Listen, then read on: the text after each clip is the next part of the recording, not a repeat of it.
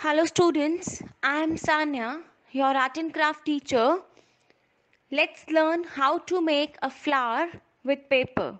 So let's get started.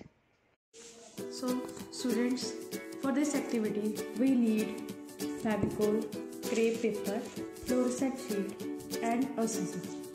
So let's get started. Take a crepe paper.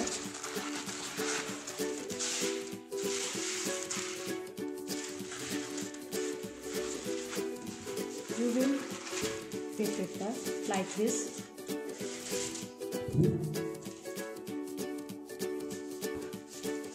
Then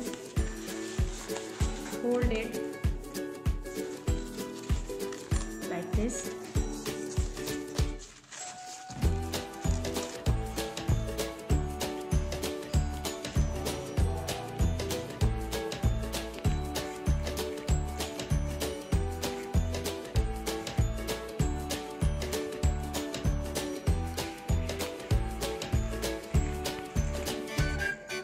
You will cut the crepe paper like this and open it.